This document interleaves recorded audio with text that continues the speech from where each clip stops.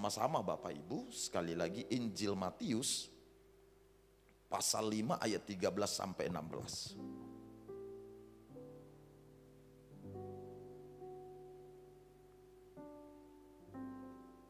Dalam hitungan ketiga nanti kita akan baca bersama-sama ya. Matius pasal 5 ayat 13 sampai dengan ayat 16. Yang sudah ketemu boleh katakan amin. Oke, ayo kita baca ya. Dalam hitungan yang ketiga, 2, 3, ya. Kamu adalah garam dunia. Jika garam itu menjadi tawar, dengan apakah ia diasinkan? Tidak ada lagi gunanya selain dibuang dan diinjak orang. Kamu adalah terang dunia. Kota yang terletak di atas gunung tidak mungkin tersembunyi. Lagi pula orang tidak menyalakan pelita lalu meletakkannya di bawah gantang, melainkan di atas kaki dian sehingga menerangi semua orang di dalam rumah itu. 16 bersama. Demikianlah hendaknya terangmu bercahaya di depan orang supaya mereka melihat perbuatanmu yang ajaib dan memuliakan Bapamu yang di sorga. Nah Bapak Ibu saudara-saudara, dari beberapa ayat Alkitab yang kita baca ini, saya mengajak kita memberikan perhatian kepada apa yang dicatat dalam ayat 13, ayat bacaan kita barusan. Kalimatnya berbunyi begini, kamu adalah garam dunia. Jika garam itu menjadi tawar, dengan apakah ia diasinkan? Yesus Kristus dalam pengajarannya kepada para murid-murid di atas bukit bahagia, kurang lebih 2020 tahun yang silam, menyampaikan kepada orang-orang percaya bahwa orang-orang percaya itu diumpamakan seperti garam. Itu sebabnya orang-orang Kristen itu disebut garam dunia. Semua kita tentu mengerti bahwa fungsi utama dari garam adalah memberi rasa. Fungsi utama dari garam adalah memberi pengaruh terhadap makanan atau sayuran yang dimasak. Jadi ketika garam ditaruh atas makanan tersebut, maka rasa makanan itu menjadi nikmat, rasa makanan menjadi lezat, rasa makanan menjadi sedap. Oleh karena itu tidak heran kalau kemudian garam menjadi kebutuhan istimewa setiap dapur rumah tangga. Semua rumah tangga membutuhkan yang namanya garam karena pengaruh yang dihasilkannya atau pengaruh yang ditimbulkannya.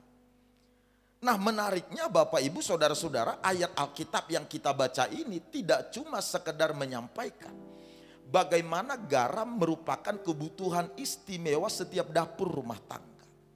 Ayat Alkitab ini juga menyampaikan kepada kita semua bahwa walau garam merupakan bumbu dapur yang istimewa, namun ia baru memiliki nilai yang berguna kalau dia tidak tawar. Kalau dia tidak kehilangan pengaruhnya. Jadi ketika garam menjadi tawar, ketika garam tidak lagi bisa memberi pengaruh terhadap rasa makanan, Alkitab memberitahukan maka tidak ada gunanya, tidak ada artinya. Makanya dalam Lukas pasalnya yang ke-14 ayat 34 sampai 35 kalimatnya berkata begini, garam memang baik, tetapi jika garam juga menjadi tawar, dengan apakah ia diasinkan? Tidak ada lagi gunanya, baik untuk ladang maupun untuk pupuk, dan orang membuangnya saja. Siapa mempunyai telinga, hendaklah ia mendengar. Nah, Yesus Kristus dengan jelas menyampaikan bahwa jika garam yang merupakan bumbu istimewa setiap dapur rumah tangga kehilangan pengaruhnya, kehilangan rasanya, maka tidak ada manfaat atau tidak ada arti, tidak ada gunanya. Pernyataan ini seharusnya menjadi pernyataan yang sangat tegas bagi anak-anak Tuhan sekalian. Oleh karena saya dan saudara digambarkan atau diumpamakan seperti garam dunia, yang panggilan istimewa kita adalah memberi nilai tambah. panggilan utama kita adalah memberi pengaruh. Apabila setiap kita orang-orang percaya tidak lagi memberi nilai tambah untuk kemajuan kerohanian seseorang, kita tidak lagi memberi nilai tambah atau pengaruh untuk seseorang termotivasi mengejar impian yang Tuhan taruh dalam hidupnya. Jika seseorang tidak lagi termotivasi untuk terus-menerus menghormati Tuhan, jika kita tidak memberi dampak, tidak memberi pengaruh di lingkungan kita bekerja, di keluarga kita, atau dimanapun kita berada, jika kita kehilangan pengaruh, maka sebenarnya tidak ada artinya kita hidup. Tidak ada hal apapun yang bernilai dalam diri kita untuk dijadikan alasan kita bermanfaat apabila kita kehilangan pengaruh kita. Oleh karena itu ibu bapak mesti memahami bahwa kesempatan yang Tuhan berikan pada kita adalah kesempatan di mana kita bisa saling memberi pengaruh yang baik, memberi pengaruh yang positif, memberi pengaruh pada orang-orang yang ada di sekitar, sehingga mereka terus-menerus menghormati Tuhan. Saya akan bagi kepada kita sekalian pengertian atau definisi pengaruh itu apa. Berdasarkan Kamus Besar Bahasa Indonesia, pengertian pengaruh adalah daya yang ada atau yang timbul dari seseorang yang ikut membentuk watak atau perbuatan seseorang. Kemampuan yang timbul dari seseorang yang kemudian membentuk kepribadian seseorang, membentuk cara berpikir seseorang. Itulah pengaruh. Sadar atau tidak sadar Bapak Ibu, apa yang kita lakukan, cara kita berbicara, cara kita dalam bekerja, semua ini membentuk konsep berpikir seseorang. Apa yang kita lakukan membentuk kepribadian seseorang. Bahkan sering sekali kita tidak menyadari kepribadian seseorang menjadi seperti sekarang ini adalah karena pengaruh-pengaruh orang-orang tertentu di waktu-waktu yang lampau. Oleh karena itu setiap kita memiliki pengaruh atau memiliki daya kemampuan untuk mempengaruhi orang-orang yang ada di sekitar kita. Dalam pengertian Kamus Teologi, maka pengaruh itu artinya adalah kekuatan untuk menghasilkan suatu akibat tanpa susah payah namun tampak. Yaitu hanya dengan bagaimana saudara menjalani kehidupan, bagaimana saudara cara berpikir, bagaimana cara saudara bekerja, bagaimana cara kehidupan sehari-hari kita, semua ini adalah pengaruh. Karena ini akan memberikan hasil tanpa susah payah. Saudara tidak harus berteriak-teriak mengumandangkan sesuatu. Saudara tidak harus bicara banyak, bicara keras untuk seseorang terpengaruh atas saudara. Bagaimana cara saudara menjalani hidup, bagaimana cara saudara bersikap, bagaimana cara saudara bekerja. Semua ini menimbulkan akibat atau melepaskan pengaruh. Karena itu pengaruh sering sekali terjadi tanpa susah payah, tapi dia tampak secara nyata.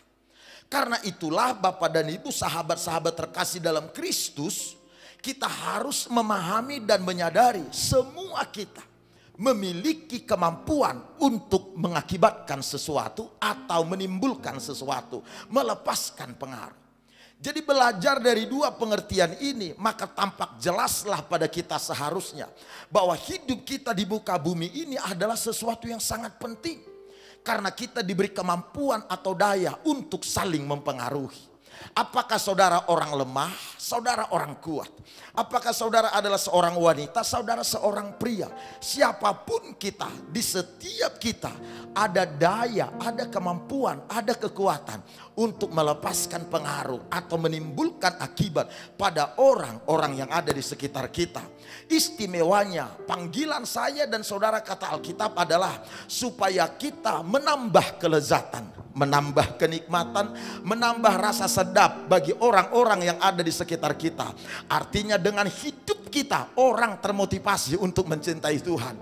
Melalui cara kita bekerja, melalui cara kita menjalani kehidupan sehari-hari, seharusnya orang-orang memiliki rasa haus untuk mengalami kehidupan kerohanian yang lebih tinggi lagi, yang lebih kudus lagi, yang lebih mulia lagi.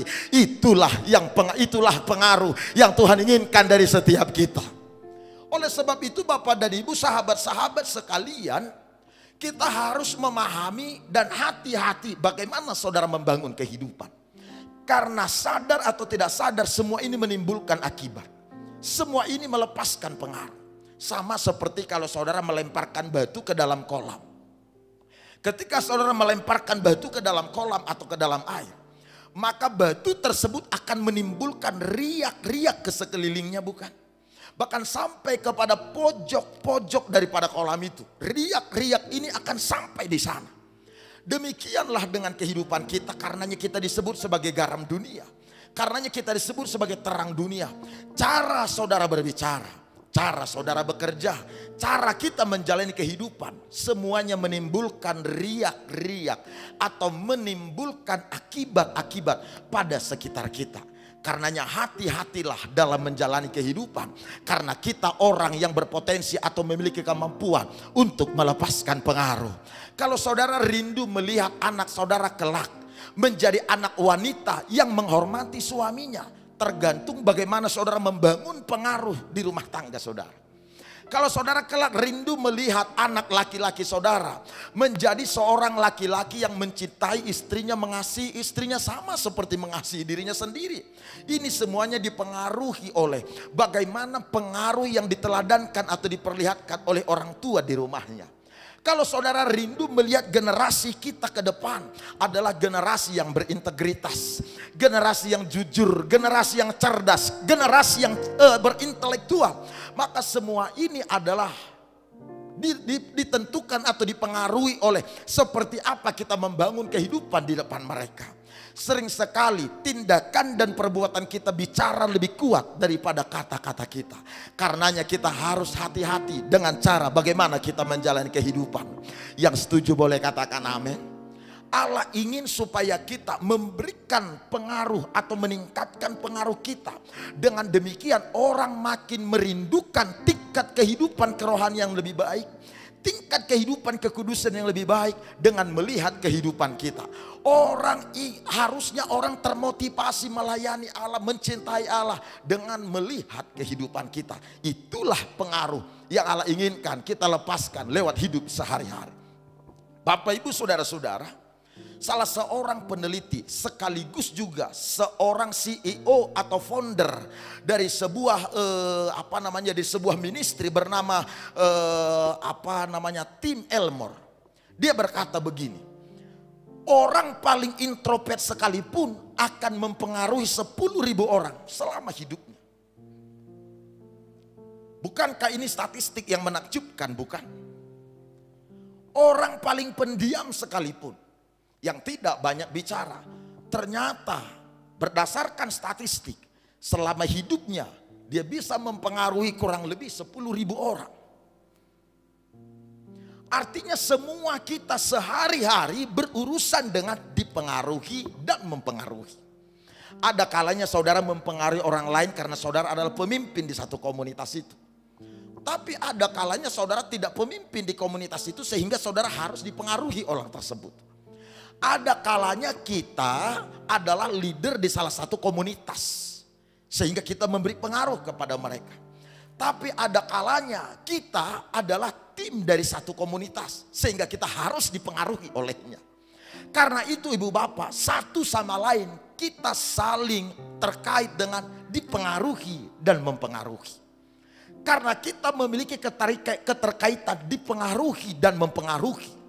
Dan Allah ingin supaya pengaruh yang kita lepaskan, pengaruh yang kita berikan adalah mendorong orang-orang semakin mencintai Tuhan. Mendorong orang-orang semakin menghormati Allah. Mendorong orang-orang semakin berintegritas, kerja dengan jujur. Maka harusnya pengaruh-pengaruh yang sedemikianlah yang tercermin lewat hidup kita. Jangan salah kawan.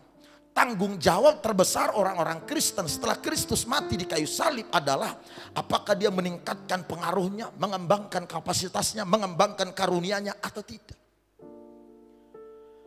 Dosa terbesar sepanjang sejarah setelah Kristus mati di kayu salib bukan lagi dosa membunuh, bukan lagi dosa mencuri, bukan lagi dosa berzina, bukan lagi dosa melakukan kesalahan dan pelanggaran lain.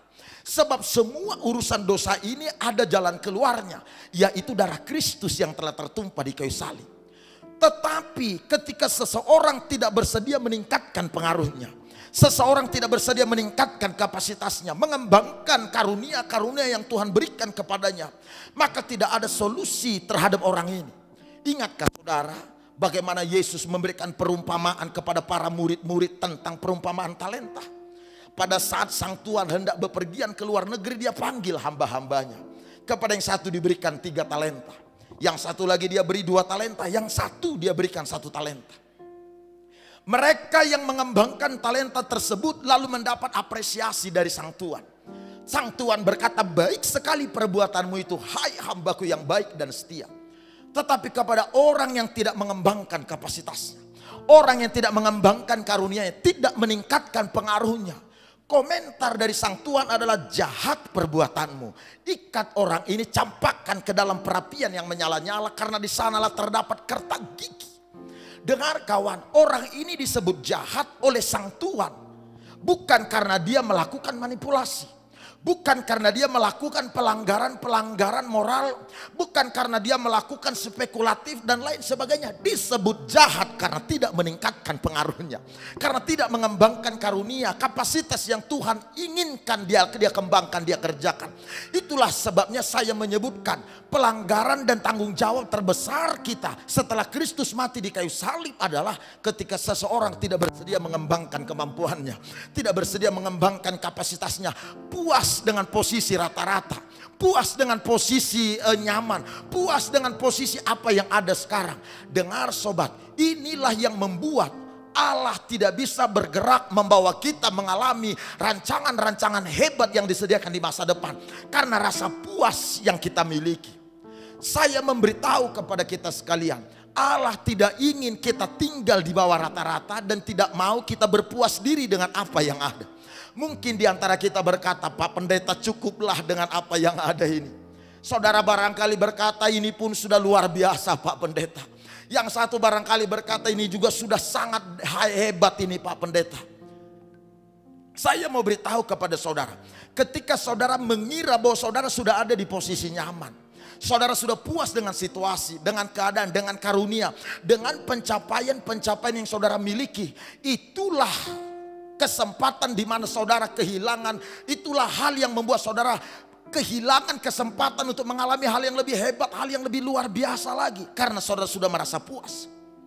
Puas dengan mujizat yang sudah ada, puas dengan pemeliharaan Allah yang sudah ada, puas dengan pemberian-pemberian Allah yang sudah ada. Dengar kawan, Allah menyediakan ruang-ruang yang hebat di masa depan. Allah masih menyediakan peluang-peluang yang hebat, promosi-promosi yang hebat. Tapi ketika kita merasa puas dengan situasi, dengan keadaan dan dengan kondisi yang ada, kita akhirnya kehilangan kesempatan untuk masuk pada level-level yang baru, tingkat-tingkat yang baru, pencapaian-pencapaian yang baru yang Allah inginkan kita dapatkan itu. Karenanya kawan, Allah pernah ngomong pada bangsa Israel dalam Ulangan pasal 1 ayatnya yang ke-6.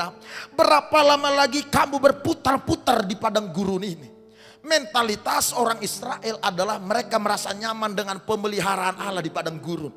Di padang gurun mereka menyaksikan mujizat. Mereka mengalami kecukupan dan pemeliharaan yang luar biasa. Mereka mengira ini pun sudah hebat, ini pun sudah luar biasa. Padahal Allah mau bukan hanya memberikan mujizat pada mereka di padang gurun. Allah ingin memberikan kepada mereka negeri yang berlimpah susu dan madunya. Allah mau supaya mereka tidak hanya melihat mujizat, mengalami mujizat, mengharapkan mujizat. Allah ingin supaya mereka menjadi mujizat bagi bangsa-bangsa lain. Tetapi bangsa ini nyaman dengan situasi pemeliharaan Allah, mujizat setiap hari yang Allah kerjakan di padang gurun. Karena itu satu waktu Allah datang dan berkata pada bangsa Israel, berapa lama lagi kamu berputar-putar di padang gurun ini, hidup dengan mentalitas puas, nyaman situasi dengan situasi yang ada di padang gurun. Sahabat terkasih, kalau saudara bertanya pada saya, apa yang salah dengan rata-rata Pak Pendeta? Apa yang salah dengan biasa-biasa Pak Pendeta? Saya beritahu, kalau saudara bukan orang Kristen tidak ada yang salah. Tapi karena kita adalah orang percaya, maka Allah menginginkan supaya kita keluar dari rata-rata. Allah mau supaya kita keluar dari biasa-biasa. Allah ingin supaya kita mengalami hidup melampaui apa yang disebut dengan rata-rata, melampaui apa yang disebut dengan normal, melampaui apa yang disebut dengan biasa. Allah menyediakan hal-hal yang hebat. Kalau hal biasa, hal rata-rata bisa saudara jangkau dengan pengetahuan yang saudara miliki, dengan kemampuan dan potensi serta keterampilan yang saudara miliki. Kalau ini bisa saudara dapatkan, apakah saudara harus membutuhkan Allah dan memerlukan Allah? Allah ingin kita keluar dari level rata-rata, level biasa-biasa, yakni level di mana kita tidak bisa mendapatkan, tidak bisa mencapai sesuatu yang dicapai dengan kemampuan potensi kita, kemampuan keterampilan kita, kemampuan pengetahuan kita, kecuali hanya dengan kemampuan Tuhan Allah semesta alam. Inilah yang akan membuat nama Tuhan dimuliakan, bukan? Kawan, saya beritahu kepada saudara, Allah ingin supaya kita meningkatkan pengaruh kita. Yang paham katakan amin. Ada banyak orang-orang di luar sana tidak bisa melihat dan tidak pernah bisa menyadari hebatnya penyediaan Allah dalam perbendaharaannya untuk mereka. Sehingga tidak sedikit orang-orang Kristen mengalami rasa tertuduh, mengalami bahwa panggilannya adalah biasa-biasa saja, mengira bahwa dia tidak akan pernah bisa berhasil, tidak pernah bisa sembuh, tidak pernah bisa keluar dari keterpurukan. Ada banyak orang tidak pernah mengira atau bisa mengerti hal luar biasa yang Tuhan sudah rancang bagi dia di masa depan. Sehingga dia menjalani kehidupan hari demi hari tetap sama. Dia tetap tinggal dalam siklus yang sama terus menerus, musim demi musim. Waktu berlalu tapi dia tidak kemana-mana. Waktu dia habiskan, energi dia habiskan, tapi dia tidak mengalami berbagai terobosan. Karena dia tidak mengerti, tidak pernah mengetahui adanya hal-hal luar biasa yang Allah sudah sediakan di depan bagi dia. Bahkan tidak sedikit orang mengira bahwa dia adalah bukan orang yang layak untuk mendapatkan promosi itu. Karena itulah dibutuhkan orang-orang yang bisa menyentuh mereka. Dibutuhkan orang-orang yang bisa mengingatkan mereka bahwa sesungguhnya Allah menyediakan hal hebat di masa depan bagi setiap kita yang percaya kepadanya. Karena dengan demikianlah Tuhan Allah kita dimuliakan. Tetapi ketika kita tidak pernah mengembangkan kapasitas kita, kita tidak pernah mengembangkan pengaruh kita, kita tidak pernah mengembangkan meningkatkan pengaruh kita untuk menjangkau orang lain, mengingatkan orang lain, memotivasi orang lain, maka akan ada banyak orang-orang hidup dalam keterpurukan dan dalam keadaan biasa-biasa saja. Doa saya hari-hari ini, saudara akan menjadi pribadi yang meningkatkan pengaruh terus-menerus di luar sana, menyentuh orang lain sehingga orang lain termotivasi untuk mencapai impian Allah atas hidup mereka. Bukan impian mereka, impian Allah atas hidup mereka. Saya suka dengan apa yang disampaikan oleh Alkitab tentang Raja Daud. Alkitab memberitahukan pada saat Daud berusia remaja, Nabi Samuel datang lalu mengurapi Daud menjadi raja. Tolong dengar ibu bapak, Samuel mengurapi Daud menjadi raja. Kala itu Daud masih remaja. Jadi ketika Daud masih remaja diurapi menjadi raja, sebenarnya itu sedang memberitahukan kepada Daud rancangan Allah di masa depan untuk Daud, yakni menjadi raja. Begitu bukan? Jadi dengan kata lain, Allah bicara pada Daud. Penyediaan Allah di masa depan bagi Daud adalah istana raja. Menariknya sobat, setelah Daud diurapi menjadi raja, Daud malah diutus kembali pergi ke padang penggembalaan, menggembalakan 2-3 ekor kambing domba kepunyaan ayahnya. Melihat hal ini seharusnya normal jika Daud mempertanyakan pengurapan yang kemarin. Daud bisa saja berkata, apa arti pengurapan kemarin? Padahal saya diurapi menjadi raja. Mana? Hanya berurusan dengan 2-3 ekor kambing domba itu.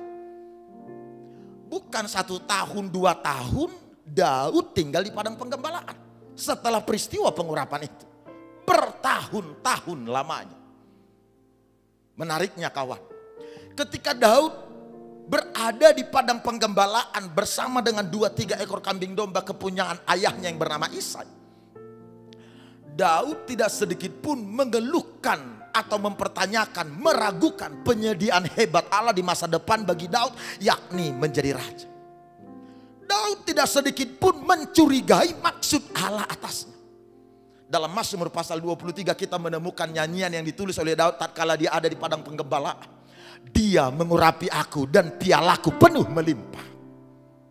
Daud memperkatakan dan mempercayai bahwa Allah merancang masa depan yang hebat bagi dia, yakni menjadi raja.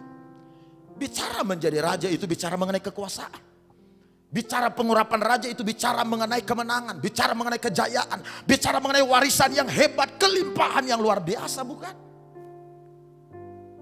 Walau pengurapan raja telah diberikan kepada Daud, tapi kenyataannya dia masih ada di padang gembala, menggembalakan kambing domba. Daud tidak mengeluh, Daud tidak menggerutu. Setiap hari Daud mengembangkan kemampuannya. Setiap hari Daud menggunakan waktu, menggunakan energinya untuk mengembangkan pengaruhnya, meningkatkan kapasitasnya, meningkatkan keterampilannya serta kekuatannya setiap hari. Tidak ada waktu-waktu yang diberikan kepadanya terbuang sia-sia tanpa diisi dengan aktivitas yang mendekatkan dia kepada rencana Allah menjadikan dia raja. Daud tidak pernah berpikir ketika dia menggugah lagu, menulis syair. Syair yang ditulis itu akan menjadi kitab suci sepanjang sejarah yang disebut dengan kitab Mazmur. Jadi ketika dia ada di padang penggembalaan bersama 2-3 ekor kambing domba, Daud menggugah syair. Daud menuliskan nyanyian-nyanyian di sana. Bukan hanya syair serta nyanyian, Daud juga melatih kemampuannya, keterampilannya bermain musik. Keterampilan Daud dalam bermain musik melampaui keterampilan para musisian dimanapun sepanjang sejarah. Sekali petik kecapi Daud, setan berlarian. Pemusik di luar Tuhan kalau petik kecapi, setan yang berdatangan. Lalu ada orang kesurupan dan lain sebagainya. Daud beda. Petikan kecapinya membuat setan berlarian. Keterampilannya dalam bermusik melampaui keterampilan siapapun. Ketika berada di padang penggembalaan, Daud melatih kemampuannya membidik atau menembakkan sesuatu. Dengar kawan, kalau mempelajari Alkitab itu, saudara akan menemukan Daud dipromosikan menjadi raja bukan karena syair yang dia gugah, yang dia tulis, bukan karena nyanyian yang dia nyanyikan, bukan karena merdunya suara yang dimiliki oleh Daud. Kalau melihat keterampilan sekarang, orang kalau punya suara bagus punya nama, terkenal. Orang kalau punya keterampilan musik, punya keterampilan seni menjadi terkenal. Daud dipromosikan hingga ke istana raja bukan karena keterampilan yang dimiliki dalam hal musik, bukan karena olah vokal yang canggih yang dia punya, yang bagus, yang merdu, bukan karena syair-syair yang dia gugah, yang dia ciptakan, bukan, tapi karena kemampuan membidik atau menembak lawan. Daud tidak pernah mengira bahwa kemampuan menembak akan dijadikan oleh Tuhan Allah menjadi alat untuk menggenapi rancangannya bagi Daud, bukan? Kira-kira aku mau bilang begini kawan. Sering sekali kita tidak mengerti poin-poin apa yang akan Allah lihat, yang akan Allah pergunakan menjadi turning pointnya saudara. Kita tidak memahami, kita tidak mengerti poin-poin apa, kekuatan-kekuatan apa yang kita kembangkan, yang kita latih, yang kita miliki, yang bisa dijadikan oleh Allah menjadi alat untuk membawa kita naik menggenapi rancangannya. Kita nggak paham. Oleh karena kita tidak mengerti, tidak paham apa yang Allah lihat, karenanya kita tidak boleh berpuas diri. Kita tidak boleh tidak mengasah kemampuan kita, tidak meningkatkan pengaruh kita, tidak meningkatkan kapasitas kita. Dengar sobat, Selalu ada ruang tersedia bagi promosi, bagi orang-orang yang meningkatkan pengaruh dan kapasitasnya. Selalu ada tempat, selalu ada promosi yang terbuka bagi mereka-mereka yang meningkatkan pengaruhnya. Bahkan ketika tidak ada tempat untuk promosi tersebut, katakanlah di kantor atau di tempat saudara bekerja, di perusahaan saudara bekerja, tidak ada ruang untuk keahlian tersebut, Allah bisa membukakan ruang yang baru untuk setiap kita. Karenanya kawan, sekali lagi, jalani hari demi hari dengan beriman, tanpa meragukan rancangan Allah yang hebat bagi saudara, tanpa mengkhawatirkan apa yang Allah sediakan bagi saudara di masa depan. Jalani hari-hari itu dengan percaya, dengan beriman. Allah dari tempatnya yang maha tinggi selalu melihat apakah kita melewati hari-hari ini dengan iman apa bukan. Apakah kita meresponi hari-hari yang ada dengan percaya apa bukan. Atau sebaliknya kita menggerutu dan lain sebagainya. Inilah yang harus saudara pahami. Di saat Daud hidup di padang penggembalaan bertahun-tahun lamanya setelah dia diurapi, Alkitab memberitahukan Bapak Ibu, Saul ngomong sama prajuritnya, jemput Daud dari padang penggembalaan, bawa kepadaku. Hebat bukan? Allah tahu bagaimana atau kapan waktu terbaik untuk Daud bisa mengalami penggenapan rencana Allah. Setelah Daud melatih kemampuannya, meningkatkan pengaruhnya, mengembangkan kemampuannya, keterampilannya, kapasitasnya, berproses terus menerus. Allah melihat dari tempat kudusnya, Daud makin hari makin terampil, Daud makin hari makin kuat, Daud makin hari makin tangguh, Daud makin hari makin berpengaruh. Allah melihat prosesnya sudah tiba, prosesnya sudah selesai, waktunya sudah tiba untuk mempromosikan. Sobat, kadangkala Allah ngerti, bahkan lebih ngerti dari kita. Penyediaannya di masa depan terlalu besar bagi kita, sehingga akan membuat kita kesulitan untuk menanganinya apabila itu diberikannya sekarang. Apabila itu diberikannya sekarang.